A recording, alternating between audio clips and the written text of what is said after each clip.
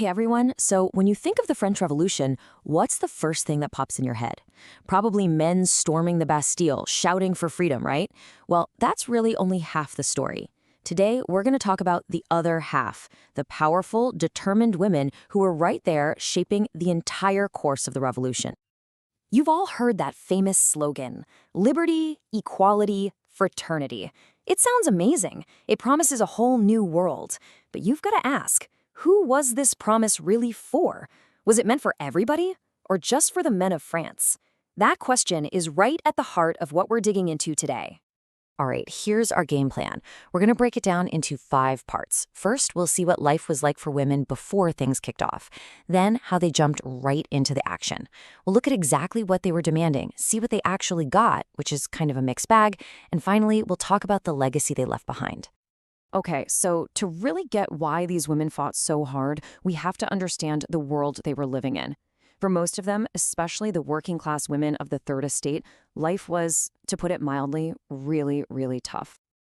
I mean, just look at this list. It really shows you how unbalanced things were. They had this mountain of responsibilities, but absolutely no rights. We're talking zero political power. Nothing. Their pay was way lower than what men earned. Most couldn't get a real education and worked these grueling jobs as seamstresses or servants.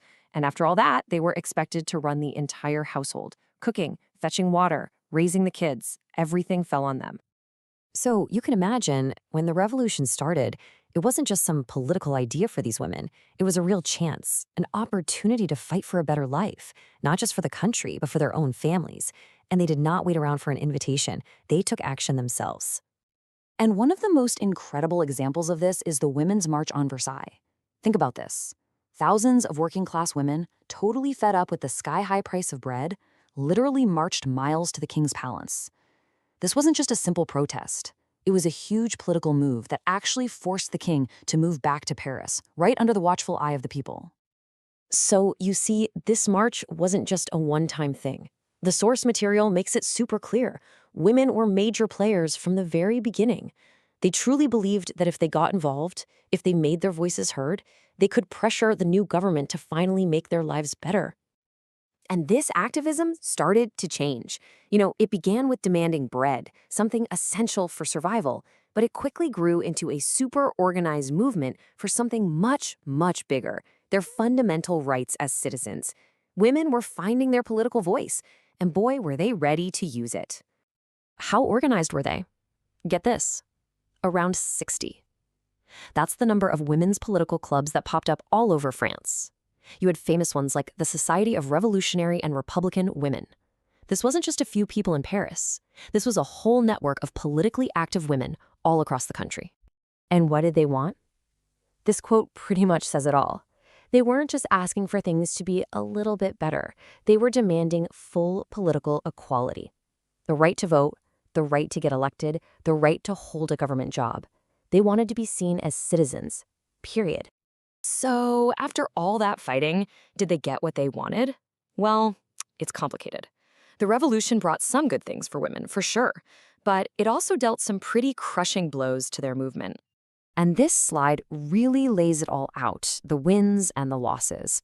On the one hand, huge social progress. Schooling was now required for girls, divorce became legal, and there were new chances to train for jobs. But on the other hand, the political door was slammed right in their faces. In 1793, the government banned all their clubs, made it illegal for them to be politically active, and, you guessed it, denied them the right to vote. Now, it's easy to look at that and think, wow, what a failure. But that's missing the bigger picture. Even though they didn't get what they wanted right then and there, their struggle was not the end. It was actually a really powerful beginning. Yeah, I love how the source material puts it. Their actions became an inspiring memory. The example they set of organizing and demanding their rights, it echoed for centuries. They basically laid the foundation for all the women's rights and suffrage movements that came later, all around the world. And if you want to know just how long that fight was, look at this year, 1946.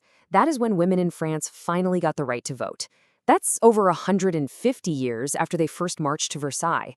It just shows you how brave and ahead of their time those early revolutionaries really were. So, let's wrap this up. What are the key takeaways? First, women were absolutely central to the French Revolution. They weren't on the sidelines. Second, they fought for two big things: bread for their families and political equality for themselves. Third, they got some important social rights, but were completely shut out of politics. And finally, and maybe most importantly, their fight wasn't forgotten. It became an inspiration for generations of women fighting for equality. And that leaves us with one last thing to chew on. If a revolution promises equality for everybody, but only gives it to half the people, can we really call it a success? It's a tough question, and the story of these amazing women is a powerful reminder of why we should always, always be asking it. Thanks for watching.